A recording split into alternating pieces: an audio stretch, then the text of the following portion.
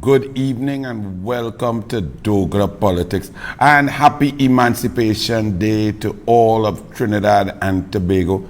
Let me just ask you a question as we continue, as we all understand that emancipation is a continuing process. One has to continuously be vigilant to ensure that freedom is enhanced, maintained, monitored, and moves further to provide opportunities, because 440 years of debilitating, decimating, degradation of an entire race, a human race of African people, abused, tortured, their families stripped apart and shredded, culture, religion, everything gone. The devastating effects and impacts of that cannot just dissipate easily.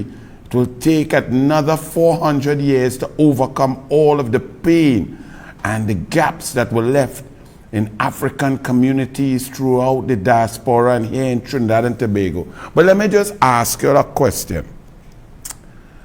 And it's a little brain teaser. And it's something that always sticks in my craw, because I love facts, I love information, research, and positions that are based on intellect, conscious thought, and information.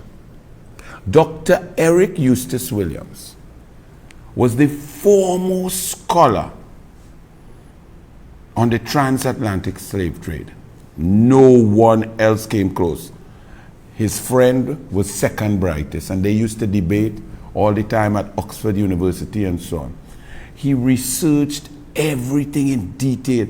He had more information on the aspects of the transatlantic slave trade, its origins, its impacts, the finances, the economics, the deleterious effects on villages, on nations, on kingdoms of African people, the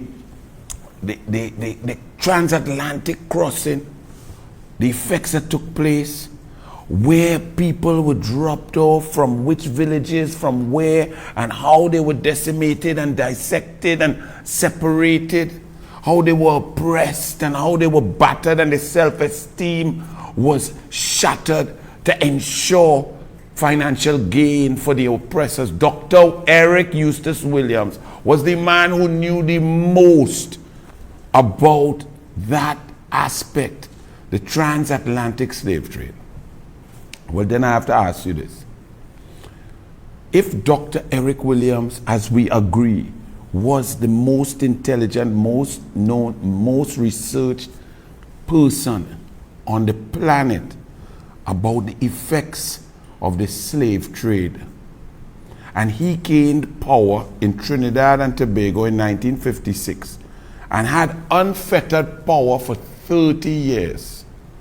If he knew everything there was to know about the transatlantic slave trade, he would have known exactly what populations of African people were missing, what was stripped away from them, what was taken away from them, what had decimated their bonds, their unity, their community.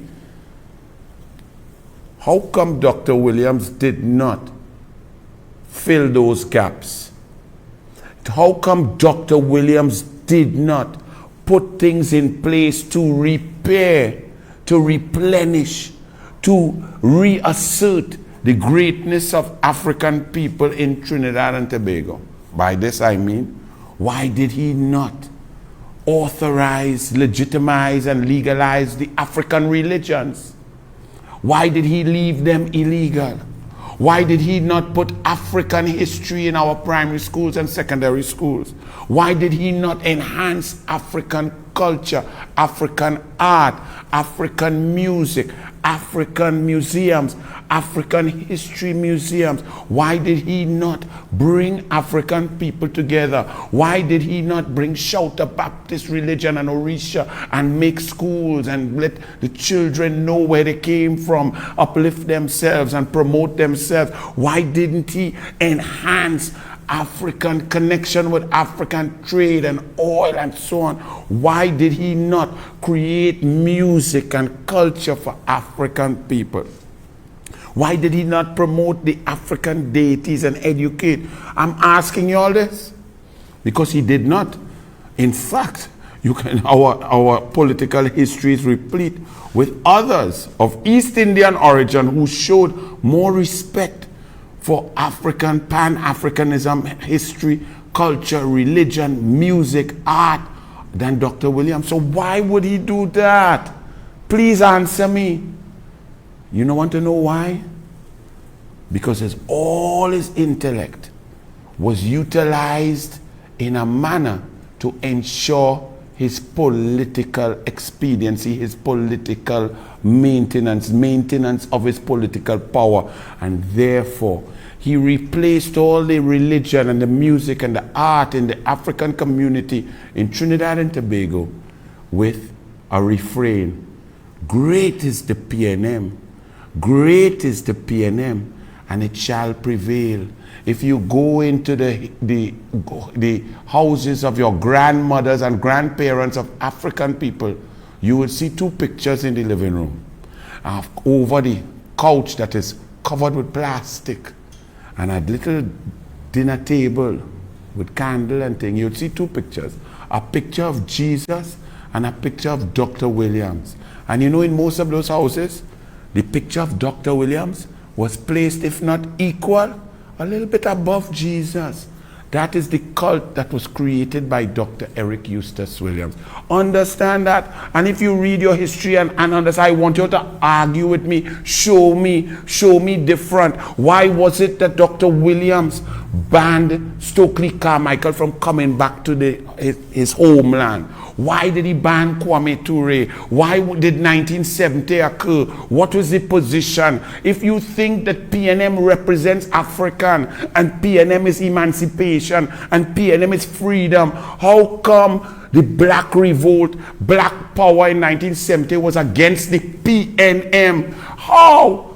And if you want to tell me that PNM is African because Rowley like to pretend that it is, black people have to vote for Rowley, please tell me, over those 30 unfettered years, and out of our 60 years, 61 years, out of the 50 years that PNM has reigned, please name for me and send in the comments black billionaires, African billionaires that were made by the PNM and PNM contracts and PNM largesse and PNM given opportunities.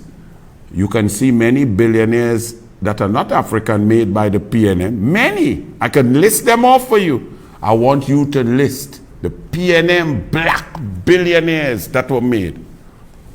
You see how difficult it is? Because the PNM is not about Africa. It is not about promoting African history and African culture and black people. The PNM never was. It was about mamagaing people, creating a false sense of security to ensure that PNM wins political power. And when they get political power, they use the resources for those at the top to enrich the rich and leave everybody else. Why do you look at African communities across Trinidad and Tobago that have voted PNM throughout their history, even in 33-3? They voted PNM. Highest unemployment, lowest education, worse infrastructure, worse public utilities, highest crime rates. Are these things just fluke? Or is it a design, a systemic failure that is PNM? So as we start Douglas politics and we celebrate Emancipation Day, the emancipation is not done because you replace an oppressive regime with colonials, and after the colonials you brought the PNM. And that is a fact. And I dare any one of you to show me differently. When African people have moved up and gained opportunities in education, business, moving forward, it's when the PNM was out of office. Check yourself. Anil cannot make this up.